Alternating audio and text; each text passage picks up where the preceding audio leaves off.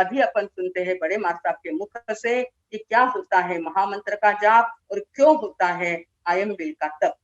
हाँ जी, ये 15 दिन जो है, मतलब आज छठ आ गई है, एकम से जो चालू हुआ है तो पूनम तक ये 15 दिन जो है, इसमें चंद्रमा और धरती का अंतर बहुत कम हो जाता है। 12 महीने में यही 15 दिन ऐसे है जहाँ चंद्रमा और धरती का अंतर बहुत कम हो जाता है, जिस कारण से धरती पर रहने वाले जो लोग हैं वो अगर जप और तप करेंगे तो ऊपर की जो चांद तारे सितारे हैं उनका प्रकाश उनके जीवन पे पड़े बिना नहीं रहेगा।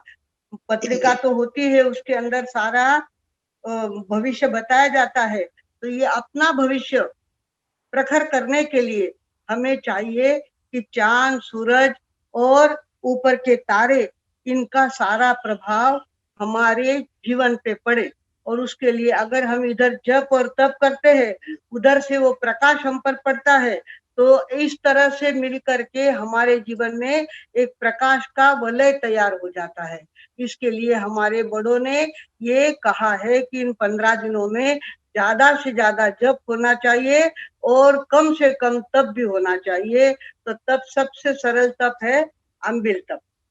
रोटी तो पेट में चली जाती है, भूख की वेदना तो मिट जाती है, खाली लाली बाई के लाड़ होते नहीं है।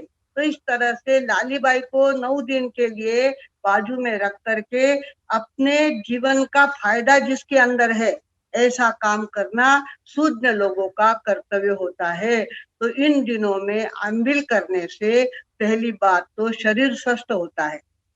जो चिकनापन 12 महीने हमारे शरीर में जो चिकनापन गया हुआ था, इतना घी इतना तेल हमारे शरीर में गया है, 9 दिन जब हम लूखा खाते हैं तो सारा अंदर की सफाई का काम हो जाता है और तबीयत स्वस्थ होती है। दूसरी बात, अम्बिल को विघ्न हरण कहा हुआ है।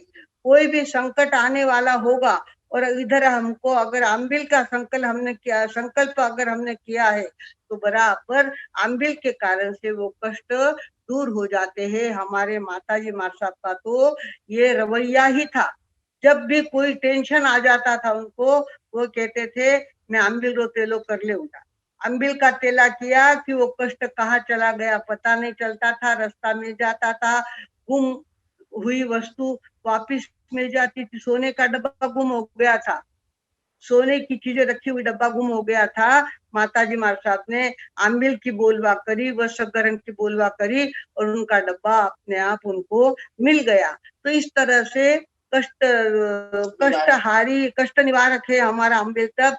और दूसरी बात, नवकार मंत्र। नवकार मंत्र तो पूरे जिंदगी का सार है, पूरे विश्व का सार है, जिसके अंदर कुछ भी बचा नहीं है। ऐसे अरिहंत सिद्ध आचार्य उपाध्याय और साधु, ये 5 प्रतिष्ठान है।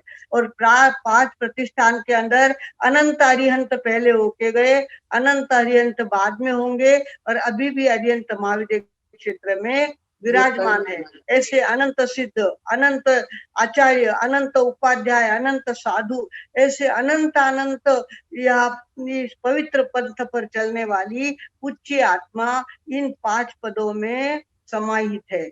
इनका अगर हम स्मरण करते हैं तो अपने आप हमारी तरफ पॉजिटिव वेव्स खींच के चली आती है।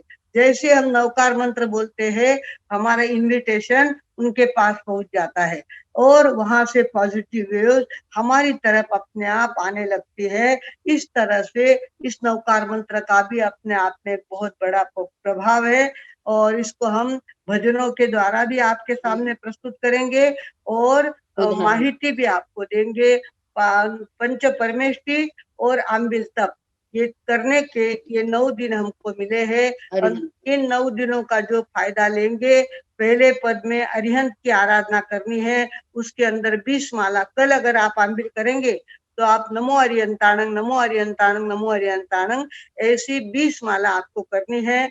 इसी तरह से 12 वंदना करनी है और 12 लोगों का ध्यान करना है। इस तरह से आप कल एक अम्बिल करके देखेंगे, आप महसूस करेंगे कि हमने बहुत कमाई कर ली, बहुत अंदर की कमाई हो गई, ऐसा समाधान आपको होगा। थोड़ा सा मन पे कंट्रोल रखना होता है। रोज की जो आदत पड़ी है चाय का कप पीने की, उसको थोड़ा बाजू में रखना पड़ता है। पर फायदा बहुत ज्यादा होता है, नुकसान इतना सा, मन इतना सा मारना पड़ता है, पर फायदा इतना ज्यादा होता है। तो भगवानों, कल से आपको आराधना चालू करनी है। कल से एक आंबिल करेंगे आप, 20 माला नमो अरिहंताणं की जपेंगे, और उसके साथ 12 लोग का ध्यान करेंगे, और 12 वंदना त्रिकुटों के पाठ से वंदना करेंगे। इस तरह से अगर आप जप और तप से हमारे आने वाले 9 दिन को हम सजाने की कोशिश करेंगे, तो निश्चित रूप से इस जीवन में तो शांति मिलेगी ही, अगले जीवन में भी अनंत सुख मिले बिना नहीं रहेगा। इतना बोलकर अब मैं विराम लेती हूँ। ओम शांति।